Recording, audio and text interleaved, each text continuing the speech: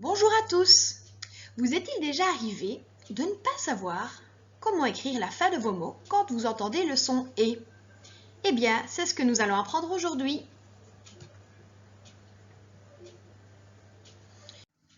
Avant de commencer, c'est bien de savoir que « et » sont des homophones.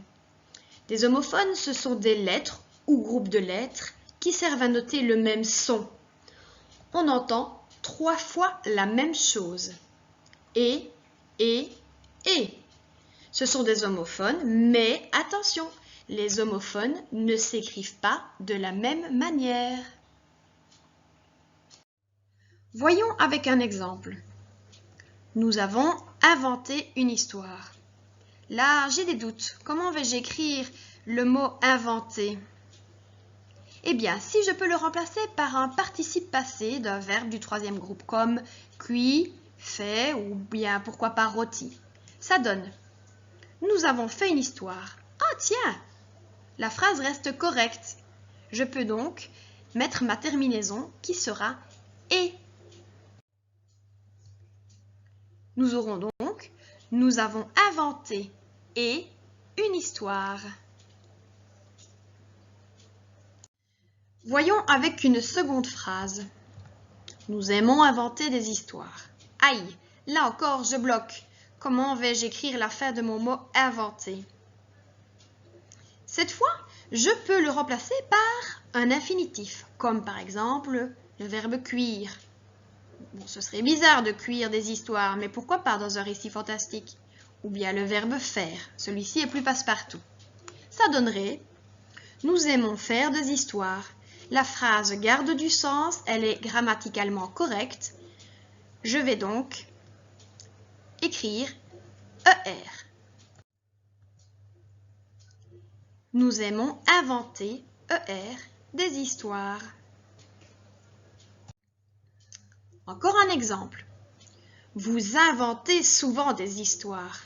Là aussi, je ne sais pas ce que je vais écrire à la fin du mot inventer. Cette fois, je peux le remplacer par cuisez, faites. Voyons voir ce que ça donne. Vous faites souvent des histoires. Ma phrase reste correcte. Donc ici, je vais pouvoir écrire EZ, car il s'agit d'un verbe conjugué au présent à la 2e personne du pluriel. Vous inventez, EZ, souvent des histoires. Que faut-il retenir ? Si, quand j'écris, à la fin d'un mot, j'entends le son « et », mais je ne sais pas comment l'orthographier. Si je peux le remplacer par « fait ». Ah, c'est que j'ai affaire à un participe passé, c'est-à-dire la 2e partie d'un verbe conjugué à un temps composé. Je vais donc écrire « et ». Si je peux remplacer ce mot par « faire », j'ai donc affaire à un verbe à l'infinitif. Je vais donc écrire ER à la fin de mon mot. Si je peux remplacer ce mot par le mot « faites », ici il s'agira d'un verbe conjugué au présent à la 2e personne du pluriel, c'est-à-dire « vous ».